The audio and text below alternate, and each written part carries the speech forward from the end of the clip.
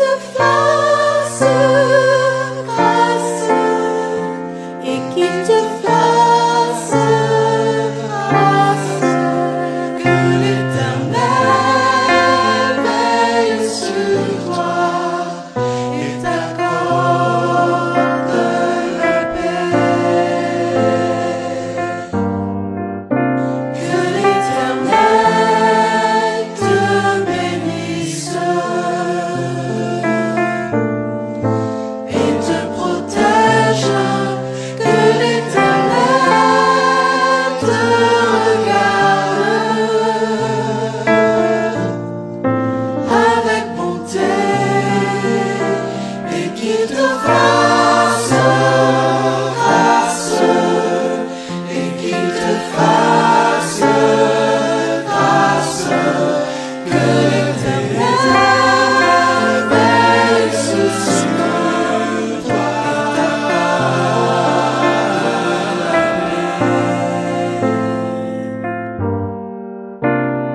et qu'il te fasse grâce et qu'il te fasse grâce.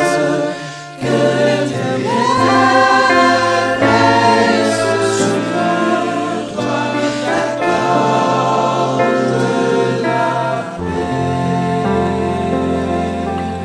Avec ce cœur, enfant du Seigneur et ami, je vous salue et vous souhaite une journée des plus agréables, où que Dieu daigne réellement vous bénir, et quelle que soit la situation dans laquelle vous vous retrouveriez à pareille heure. Soyez bénis.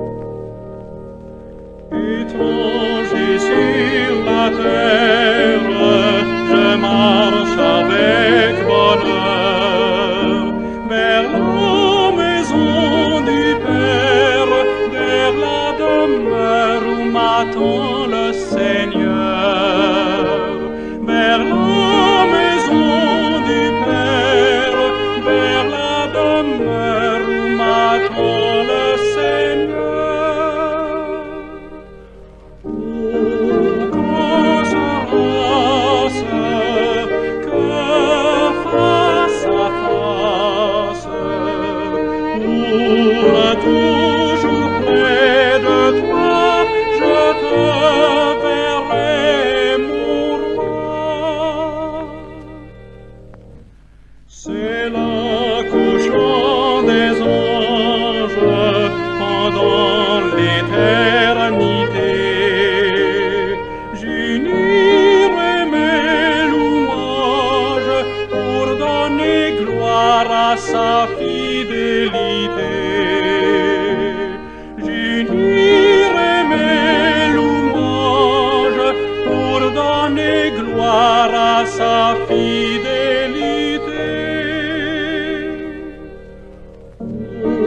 Quand sa race, que face à face, pour toujours près de toi, je te verrai, mon roi. Ainsi plein d'allégresse, conduit par ton amour, je veux marcher sans cesse, ô mon Sauveur, vers ton divin séjour. Je veux marcher sans cesse, ô mon Sauveur, vers ton divin séjour. Quand sera-ce que face à face, pour toujours près de toi, je te verrai, mon roi.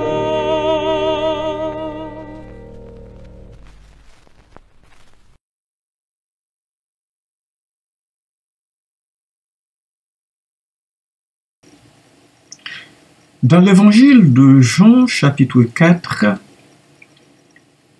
Jésus s'engage dans une conversation profonde avec une femme samaritaine au bord d'un puits. Au cours de cet échange, Jésus prononce une phrase qui deviendra emblématique de sa mission et de sa relation avec Dieu.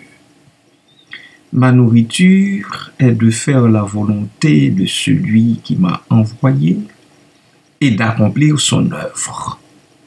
Jean chapitre 4, verset 34. Nous allons essayer de décomposer ce verset. Ma nourriture. Ce terme évoque une nécessité fondamentale, un besoin vital. Besoin vital puisque tout le monde a besoin de manger pour pouvoir tenir bon, pour rester debout. Mais Jésus ne parle pas ici d'un simple plaisir passager, mais d'une source essentielle de sa vie et de son être. Faire la volonté de celui qui m'a envoyé souligne la soumission totale de Jésus à Dieu. Il n'agit pas de sa propre volonté, mais en accord parfait avec le plan divin. Quant à accomplir son œuvre, cette phrase met l'accent sur l'aspect actif de la mission de Jésus. Il ne s'agit pas d'une simple acceptation passive, mais d'un engagement concret et dynamique. Quelle est la signification profonde de ce verset? Cette déclaration de Jésus nous révèle plusieurs dimensions importantes. Priorité à Dieu, la volonté de Dieu prime sur toute autre considération dans la vie de Jésus. Même la nourriture physique, si essentielle soit-elle, passe au second plan face à l'accomplissement du dessein divin. Obéissance parfaite, Jésus obéit à Dieu de manière inconditionnelle et sans réserve. Son obéissance n'est pas motivée par la peur ou le devoir, mais par un amour profond et une confiance totale en son Père. Union avec Dieu, la volonté de Dieu n'est pas une contrainte extérieure pour Jésus, mais plutôt l'expression de son identité profonde. En accomplissant la volonté de Dieu, Jésus se trouve en parfaite communion avec lui. Et finalement, mission et accomplissement, la vie de Jésus a un sens et un but précis, accomplir l'œuvre que Dieu lui a confiée. Cette œuvre n'est pas seulement individuelle, mais elle a une dimension universelle visant le salut des humains. Voilà. Amen.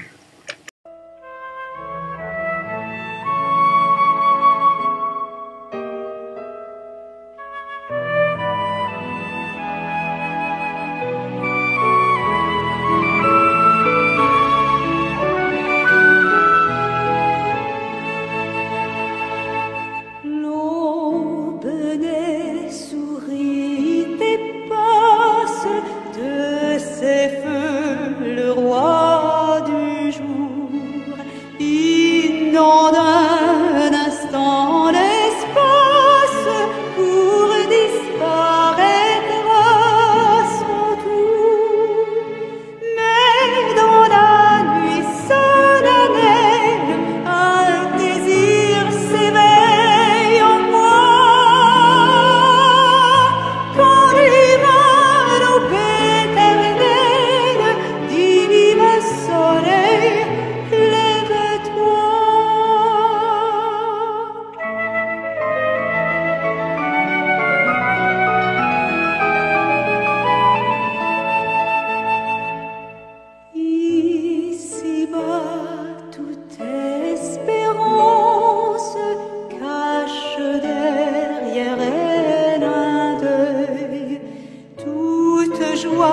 une souffrance et toute vertu, l'orgueil.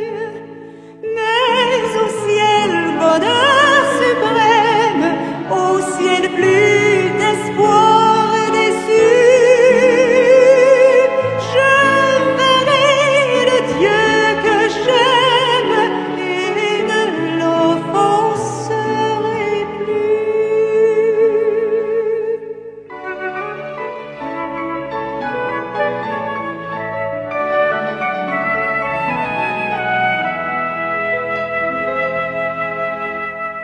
Ah, déchire tous les voiles qui te cachent à mes yeux, et d'étoiles en étoiles monteront mes chants joyeux.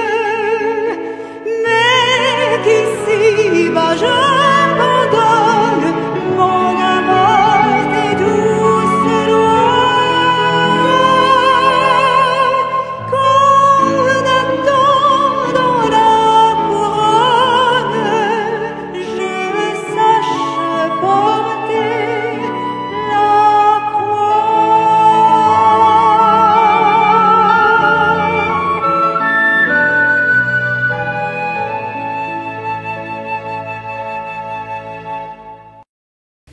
Maintenant que l'œuvre de Jésus est accomplie, en quoi consiste son impact sur notre vie?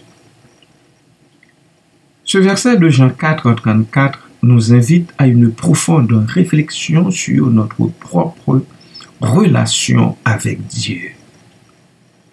Sommes-nous prêts à faire de la volonté de Dieu la priorité absolue de notre vie? Avons-nous la même soif d'accomplir son œuvre que Jésus? Et nous inspirons de l'exemple du Seigneur, nous pouvons trouver une nourriture spirituelle profonde dans l'obéissance à Dieu et l'accomplissement de sa volonté. Cela nous procure non seulement une satisfaction intérieure, mais nous permet également de contribuer à un monde meilleur. La déclaration de Jésus, « Ma nourriture est de faire la volonté de celui qui m'a envoyé et d'accomplir son œuvre », est un appel à une vie centrée sur Dieu et consacrée à son service.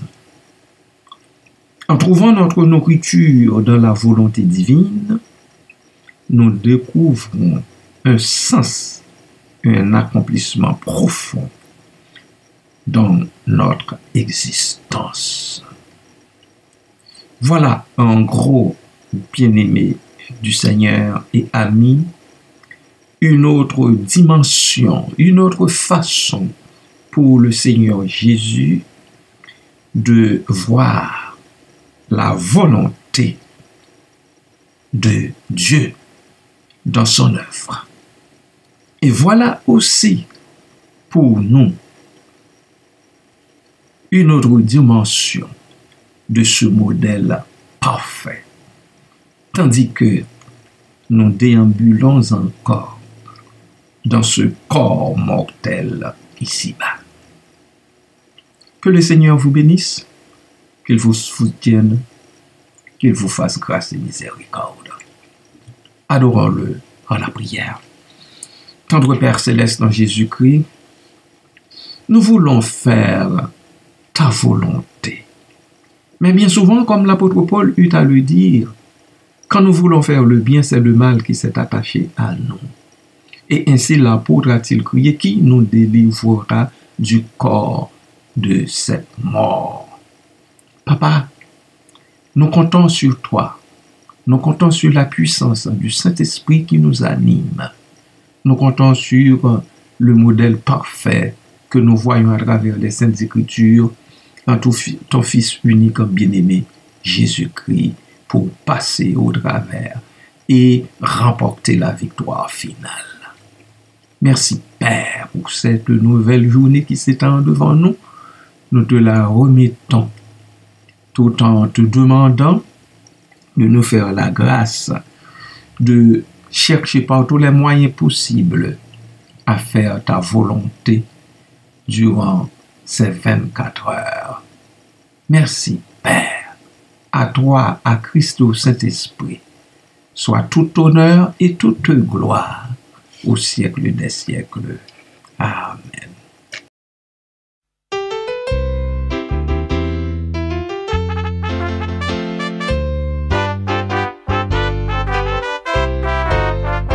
Au ciel est la maison du Père, étincelante de beauté, tout en elle est gloire et lumière, ineffable félicité. Vers le ciel, nous marchons vers le ciel. C'est au ciel qu'est notre héritage éternel. Là le bonheur est sans mélange, là le péché ne règne plus. C'est l'amour et c'est la louange, c'est la présence de Jésus. Vers le ciel, nous marchons vers le ciel. C'est au ciel qu'est notre héritage éternel.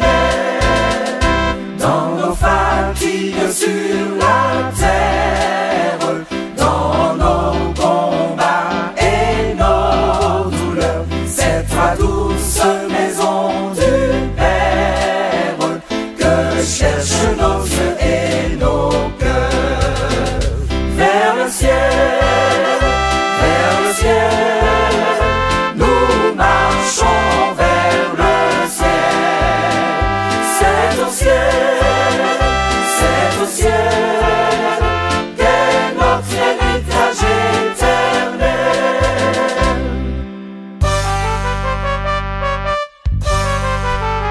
Jour de paix ou jour d'allégresse, douce brise ou vent orageux, poussez-nous sans cesse vers notre demeure des cieux.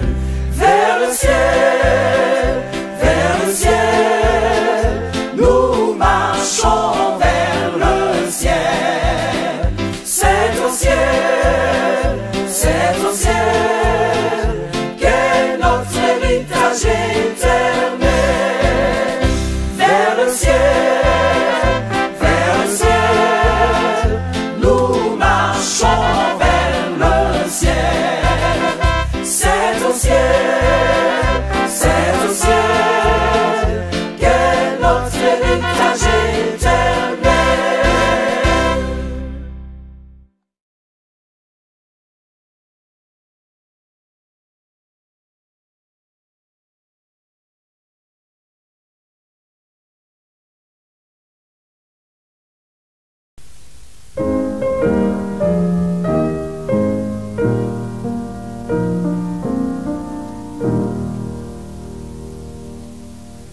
L'Éternel te bénisse, l'Éternel te bénisse et te garde, fasse lever la lumière de sa face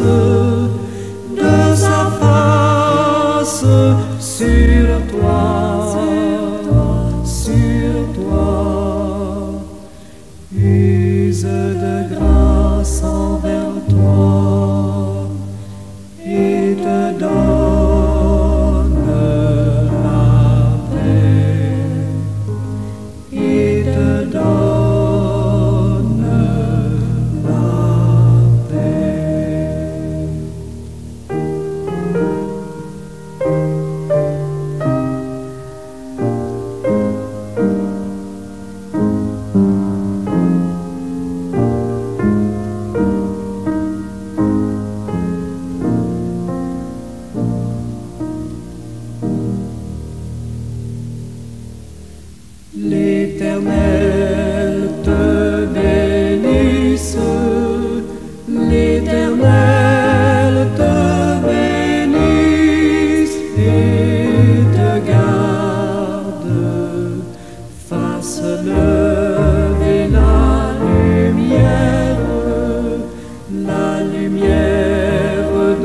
sa face.